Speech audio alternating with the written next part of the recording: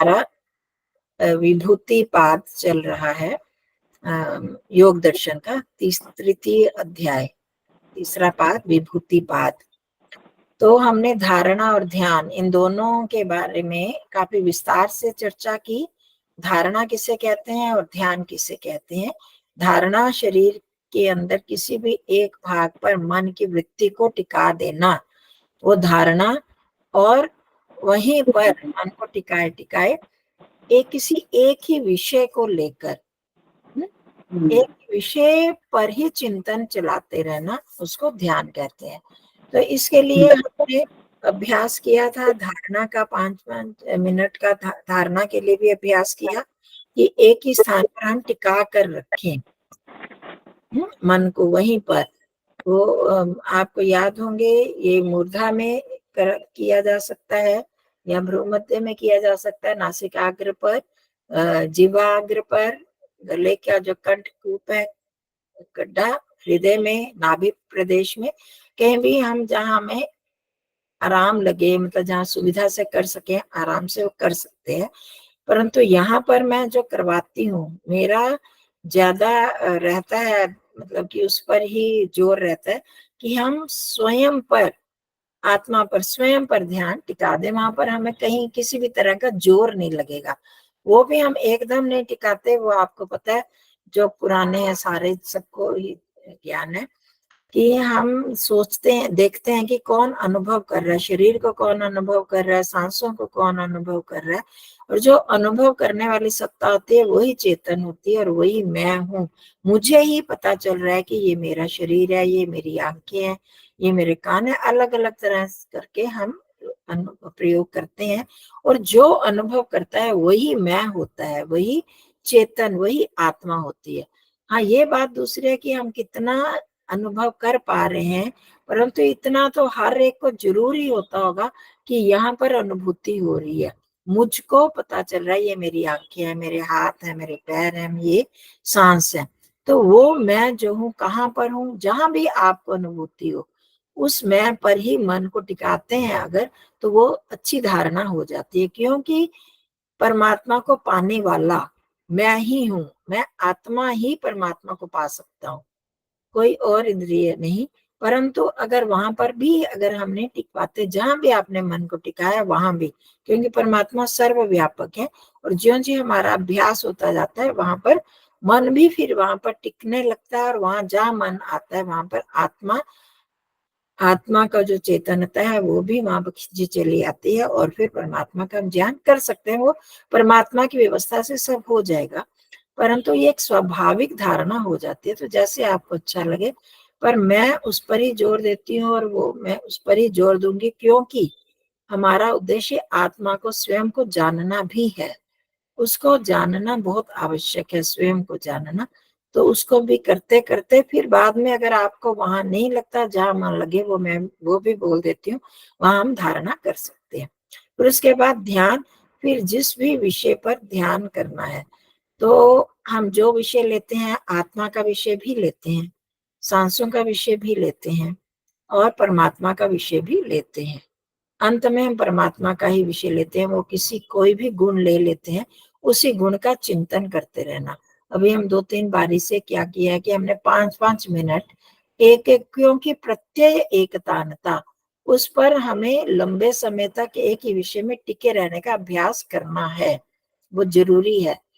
तो ध्यान को पक्का करने के लिए तो हम लगभग 5-5 मिनट का अभ्यास करते हैं एक एक गुण पर, उसी का चिंतन ध्यान करते हुए। तो बीच बीच में मैं बोलती हूँ, आपको पता है, उन गुणों को बोलते हैं, और उन गुणों को आपने फिर अपने मन में ही लेकर उन्हीं गुणों के साथ उस परमात्मा का चिंतन करना है कि वो गुण वाला परमात्मा मेरे साथ है।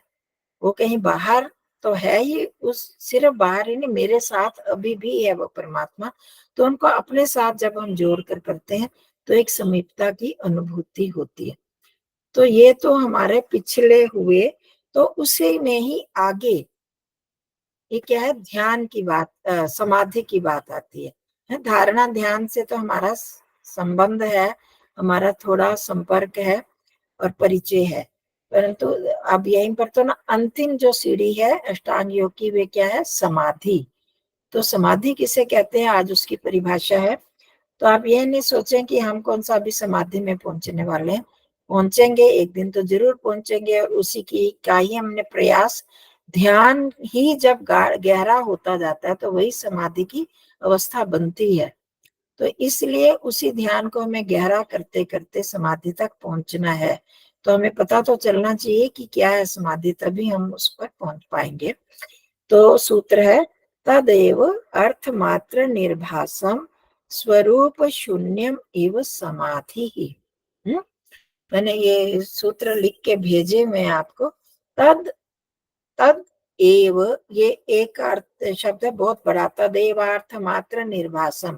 तो इसको तोड़ के मैं बोल रही हूँ, तद एव अर्थ मात्र निर्भासम।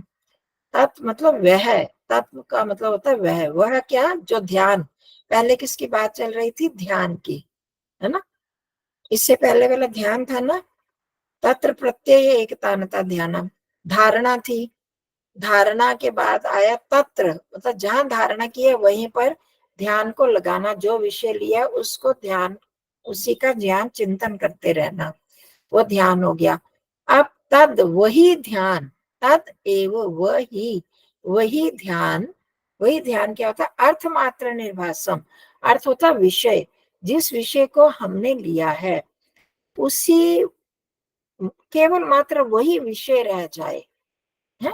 जिस विषय को हमने परमात्मा का विषय लिया, आत्मा का विषय लिया, तो आपको ध्यान है कि जब हम करते हैं ध्यान, तो मैं आत्मा के पास के बारे में, जब हम पहुंचते हैं आत्मा तक, तो मैं कहते हैं शरीर को छोड़ दो, ना शरीर जहाँ बैठा है छोड़ दें उसको। अब हमारा शरीर से कोई ताल्लुक नहीं, शरीर से हमारा, हम नहीं जुड़ रहे, अब हमें शरीर से कोई मतलब नहीं है। हमने बिठा लिया शरीर को देख लिया, पता चल गया कि मैं आत्मा शरीर से अलग हूँ। अब शरीर की तरफ हमने ध्यान नहीं देना है, तो मैं जो है वहां पर ही टिका दे, ये कहती हूँ ना मैं। तो वो जो मैं है, तद एव वही, अब वही आत्मा ही रह गया, अब शरीर से कोई मतलब नहीं रहा हमें। तो हमारा ये प्रयास होना चाहिए कि सिर्फ आत्मा, आत्मा की अनुभूति होती रहे उस समय, कि ये आत्मा, इसका कोई रंग रूप है ही नहीं, इसकी कोई शक्ल सूरत नहीं है, इसकी कोई लंबाई चौड़ाई नहीं है, ये आत्मा हमेशा रहने वाला है। अब हम उसका जो चिंतन करते हैं, उस समय अगर हमें शरीर का कुछ पता नहीं चलता, कोई और विचार नहीं आता, तो हम कहते हैं कि तदेव अर्थ मात्र निर्भासम। अब वो जो अर्थ, अर्थ मतलब विषय, परमात्मा विषय लिया तो परमात्मा का हो गया, आत्मा लिया तो आत्मा हो गई, प्रकृति ली तो परमात्मा वो हो गया। अब उसको छोड़कर कोई और विचार नहीं आना चाहिए, अब वही विषय हमारे सामने रहने चाहिए। वही अगर रहता है, और स्वरूप शून्यम इव, अगला शब्द है स्वरूप शून्यम इव। स्वरूप अपना रूप, शून्यम मानो शून्य हो गया। शून्य क्या होता है? शून्य जीरो को बोलते हैं ना, जीरो कुछ भी नहीं, मतलब वो अपना स्वरूप ऐसे कि मानो है ही नहीं। जो अब जब हम करते हैं, हम कर रहे हैं कुछ भी, मैं बोल रही हूँ, मेरे को पता लगता है कि मैं बोल रही हूँ, मेरी जीभ ऐसे हिल रही है, मैं बोल रही हूँ, दूसरे सुन रहे हैं, तो ये ध्यान रहता है मैं क्या बोल रही हूँ वो भी मेरे को पता चलता है, और मैं बोल रही हूँ वो भी पता चलता है, आवाज भी सुनाई दे रही है, जो दूसरे सुन रहे हैं वो भी पता चलता है ना, हम जब व्यवहार करते हैं। तो अब जब ये समाधि में क्या होना है, सिर्फ सिर्फ वो ही चीज रहनी चाहिए जो विषय उस समय, ये कि मैं देख रही हूँ, मैं सोच रही हूँ, ये चीज नहीं आनी चाहिए सामने। तो इतनी गहराई में चले जाएं कि वो चीज, जो ध्यान करने वाला है उसको बोलते हैं ध्याता, ध्यान करने वाला, और ध्येय और ध्यान, तो ये मैं कर रही हूँ वो भी नहीं आए। सिर्फ वो जो ध्येय या परमात्मा है या आत्मा है या कोई चीज प्रकृति है, सिर्फ वही वही सामने रहे, उसी का ही ध्यान रहे, उसी का ही विचार रहे, लगे कि वही मैं ही हो गया। जैसे आप लोग बहुत बार कोई टीवी में कोई पिक्चर वगैरह देखते हैं या कोई सीरियल देखते हैं, तो क्या होता है, उस समय कोई रहता है कि वो अलग है, वो जो कैरेक्टर होता है ये हमें पता होता है कि वो नकली कैरेक्टर है, ये कहानी भी नकली है, कोई बनाई हुई है, सच्चाई नहीं है, परंतु वो देखते देखते बिल्कुल ऐसे नहीं हो जाते। अब कितने लोगों को मैंने देखा, कई बार मैं देखती हूँ कि ये सब देख रहे होते हैं तो उनके मैं मुंह देखती रहती हूँ, कैसे कैसे उनकी कैसी कैसी प्रतिक्रिया हो रही है, जैसे कि सचमुच ही एक सब कुछ हो रहा है, रियलिटी में हो रहा है। रोने भी लगते हैं, हंसने भी लगते हैं, सारे ऐसे। तो उस समय ये तो नहीं रहता ना, ये अलग है वो अलग है, कि बिल्कुल वास्तविकता वही लगने लगती है। तो जब हम परमात्मा सर्वव्यापक है ऐसे अगर हमें लगने लगे कि हाँ सचमुच मैं उसी में ही डूबा हुआ हूँ, फिर डूबे मैं डूबा हुआ हूँ वो भी छूट जाए, बस सब परमात्मा ही परमात्मा, सब जगह आकाश की तरह वही है, मतलब हमारे हम चाहे अंदर ही करते हैं वही है, सर्वज्ञ जान रहा है, पता चल रहा है, वो देख रहा है, कोई देखने वाला है, देखने वाला। तो यही चीज रहे, मुझको देख रहा है वो भी ना रहे। शुरू में तो वो रहेगा, वो भी अच्छी स्थिति है, पर धीरे धीरे वो भी नहीं रहे, कि बस वो देख रहा है, कोई देखने वाला है, व्यापक है, सर्वव्यापक, सृष्टि का बनाने वाला। तो जो जो भी हम गुण लेते हैं वो चीज ही हावी हो जाए, वो हावी हो जाए तो मैं भी बीच में छुप जाऊं। जैसे कोई भी हम आवाज कर रहे हैं, बोल रहे हैं ना, मेरी आवाज आ रही है, अभी बाहर से ढोल ढमाके, कभी कई बार बाहर से कोई आवाज आने लगती है, तो क्या हमारी आवाज उसमें दब जाती है, तो हमारी आवाज सुनाई नहीं देती, बाहर वाली आवाजें सुनाई देती हैं। तो बिल्कुल इसी तरह हमारे वो विचार दब जाए, ये नहीं कि नहीं है, मैं तो हूँ, मैं ही तो उसको अनुभव कर रहा हूँ, परंतु मैं दब जाए और वही वही रहे सामने, तो इसको कहते हैं स्वरूप शून्यम इव, मानो मैं रहा ही नहीं। जैसे अब महर्षि दयानंद जी ने उदाहरण दिया, मैं पढ़ती हूँ अभी उन्होंने समाधि के बारे में क्या कहा है, तो उससे भी स्पष्ट हो जाएगा। उन्होंने कहा कि अभी आपने बहुत बार किया होगा कि हम क्या करते हैं, कोई चीज जैसे डाल दी अ, अग्नि में, अग्नि में डाल देते हैं और चीज को छोड़ दो, इसको देखते हैं ना, लकड़ी को ही हम डालते हैं, तो बाद में लकड़ी लकड़ी लगती नहीं है हमको, वो क्या होता है, राख बन जाती है। पर थोड़ी देर जब तक उसका स्वरूप ही रहता है तो वो आग में ही लिपटी सी हो जाती है, तो हमें लगता ही नहीं कि वो अलग है, वो आग ही लगती है। और लोहे का उदाहरण दिया महर्षि दयानंद जी ने। अब लोहे को हम बहुत देर तक, काफी घंटों तक अगर उसको पड़ा रहता है वहां पर, और देखा भी होगा कई बार लोहार के उधर जाते, छोटे होते हम देखते थे, अब तो कम ऐसे चांस मिलते हैं, तो वहां पर भट्टी में अगर लोहा वो डाल दिया जाता है तो क्या होता है, वो भी थोड़ी देर में वो भी लाल सा हो जाता है, लाल। तो हम कहते हैं ये भी आग का गोला है। अगर हमको पता ना हो कि ये लोहा हमारे सामने डाला है तो हमें नहीं समझ आएगी कि ये लोहा है, हमें वो भी आग ही लगेगी। पर जैसे वो आग ठंडी हो जाती है तो फिर लोहा लोहे के रूप में ही आ जाता है। परंतु जब वो उसमें आग में जाता है तो आग ही दिखने लगता है, जैसा क्या, आग ही लगने लगता है। और जब ऐसे समाधि की स्थिति में होता है कि आत्मा भी जब परमात्मा के साथ डूब गई तो वो भी मानो परमात्मा जैसे ही होगी। अहम ब्रह्मास्मि वाली जो बात है ना, अद्वैतवादी कहते हैं, तो वो यही चीज स्थिति होती है कि जब योगी उस स्थिति में चला गया कि मैं तो ब्रह्मा ही हो गया, ब्रह्म ही बन गया, ब्रह्म अस्मि, मैं ब्रह्म ही हूँ, मतलब कि अब उसको अपना भान नहीं रहता। तो परंतु जैसे समाधि से बाहर निकलता तो मैं ही, और ब्रह्म ब्रह्म, ब्रह्म अलग हो जाता है, मैं अलग हो जाता है। परंतु उस स्थिति में ऐसी बन जाती है अवस्था कि वो उसको लगता है कि ये मैं जैसे और कुछ है ही नहीं, मैं रहा ही नहीं। तो उस स्थिति को ही समाधि कहते हैं, वैसा ही हो जाना। तो महर्षि दयानंद जी ने क्या कहा, जैसे अग्नि के बीच में लोहा भी अग्नि रूप हो जाता है, ये आगे बात समझ में अभी बोला था। इसी प्रकार परमेश्वर के ज्ञान में प्रकाशमय होके अपने शरीर को भी भूले हुए के समान जान के, शरीर की अवस्था तो बहुत लोगों को ऐसे होती है कि कुछ देर के लिए, बहुत कहीं कहते हैं शरीर हल्का हो गया, मैं पता ही नहीं, भान ही नहीं रहता, नीचे का भाग नहीं रहा, मतलब पता ही नहीं चलता कि नीचे का हिस्सा है भी नहीं। ये बहुत प्राय बहुत साधकों का ऐसे हो जाता है, मतलब कि टांगों से नीचे के हिस्से का भान नहीं रहता और बाद में स्थिति आती है कि ऊपर का भी नहीं पता चलता, इतना हल्का हो जाता है कि कुछ है। तो अपने शरीर को भी भूले हुए के समान जान के, समान है कि पूरा नहीं, तो बिल्कुल हल्का सा भान रहेगा। तो आत्मा को परमेश्वर के प्रकाश स्वरूप आनंद और ज्ञान में परिपूर्ण करने को समाधि कहते हैं। यहाँ तो शरीर को भूल गए और आत्मा को, मैं जो हूं, हम मैं तक पहुंचते हैं ना, आत्मा तक, उसको परमेश्वर के प्रकाश, वो भी जो मैं है वो भी परमात्मा के आनंद और ज्ञान में से ही भर गया है, उससे अलग नहीं रहा। जैसे लोहा आग जैसे ही हो गया, ऐसे मैं भी उसी परमात्मा के ज्ञान से, उसके सर्वव्यापक रूप में ही समा गया हूँ, उसी के ज्ञान में ही। वो जैसे सर्वज्ञ है, तो मैं भी मानो उसी के ज्ञान से ही प्रकाशित हो रहा हूँ। तो इसको समाधि कहते हैं। ठीक है। ध्यान, और अब बता रहे हैं ध्यान और समाधि में भेद। ध्यान और समाधि में इतना भी भेद है कि ध्यान में तो ध्यान करने वाला, मैं ध्यान करने वाला हूँ, तो मन तक जाते हैं, मैं ध्यान करने वाला हूँ।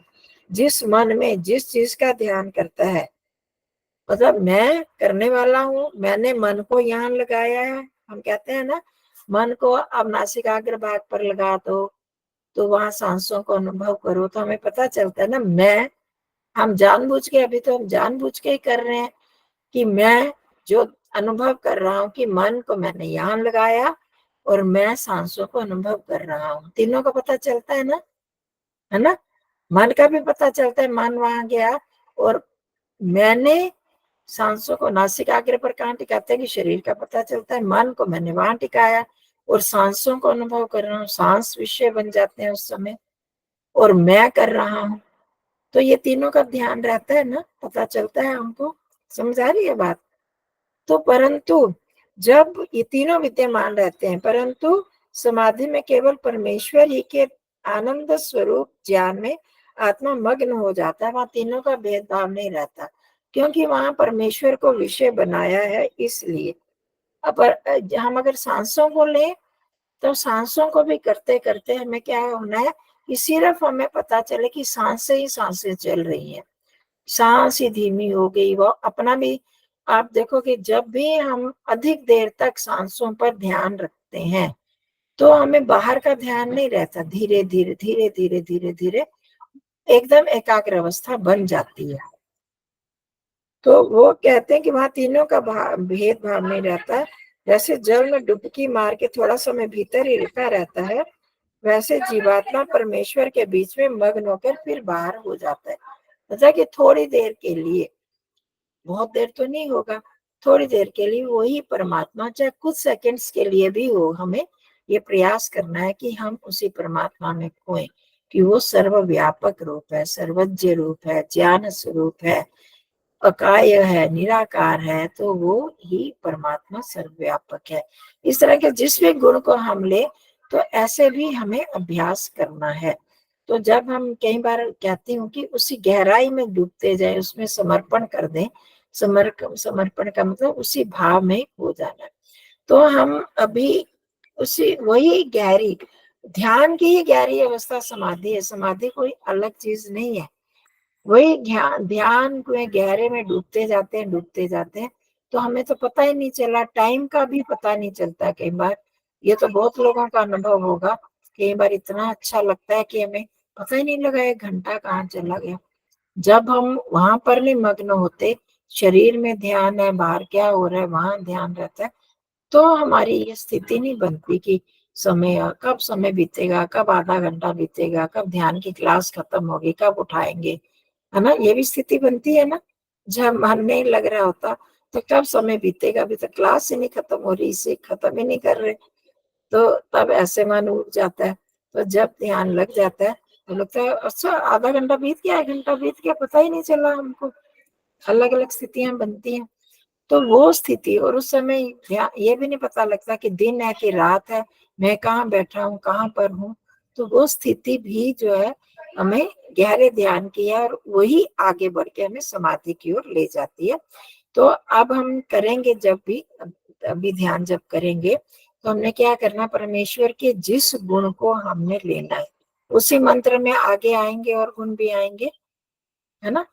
तो उन्हीं गुणों को हमने उसी गुण में ऐसे खो जाए, पहले उसका चिंतन करते करते कि ऐसे प्रत्यक्ष अनुभव करें। जैसे हम कोई चीज खाते हैं, चिंतन कर रहे हैं, आम का मौसम जब आने लगता है या जो आम खा रहे हैं तो भाई आम का ऐसा स्वाद है, स्वाद लेते हैं ना, पहले पहले सोच के तो स्वाद लेते रहते हो कि भाई ये वाला इतना स्वाद है आम का, अगर नहीं मिला कहीं बाहर है जाएंगे, ये चीज अच्छी लगती है, कोई भी चीज आजकल आम का मौसम, कभी संतरे का, जो भी चीज हमें बहुत अच्छी लगती है तो पहले मन में सोचते हैं ना उसका ये स्वाद होगा, ऐसे होगी ये चीज, ऐसे होगी। पर या किसी स्थान पर हम जाते हैं, वहां जाएंगे तो ऐसे लगेगा, जब वहां पर चले जाते हैं तो फिर तो हम ये चिंतन सोचते तो नहीं है ना, वहां ऐसे लगेगा, ये होगा, हम जाएंगे वहां जाके उसका प्रत्यक्ष अनुभव भी करते हैं, चाहे अच्छा लगे या बुरा लगे। तो बिल्कुल इसी तरह ही आप परमात्मा के गुण का हम चिंतन कर रहे हैं कि ये वाला गुण है, परमात्मा अकाय है, उनका कोई शरीर नहीं, उसके साथ हमें शरीर भी आएगा, फिर हम उसके शरीर के सही रहित देखेंगे तो उसका रूप है ही नहीं कोई, फिर जो उसका स्वरूप है कि उसका कोई रूप नहीं, आकाश की तरह व्यापक है परमात्मा। तो अब हमें वही आकाश ही सामने आना चाहिए कि पर आकाश तो जड़ है, पर परमात्मा चेतन है, वो हमको देख भी रहे हैं, समझ भी रहे हैं, जान भी रहे हैं। तो उसको हमने फिर उसको रियलाइज, वही चीज हमारे सामने भी अनुभव में आए, वो हमने करना है, वो हमने कोशिश करनी है। तो यही चीज धीरे धीरे पक्की होती होती समाधि में जाएगी, पर हमने इसके लिए प्रयास करना होगा। यानी कि हम कर ही नहीं सकते ये चीज, ये नहीं हमने सोचनी है, हिम्मत नहीं हारनी है, पहले ध्यान चिंतन हमें ज्यादा करना है।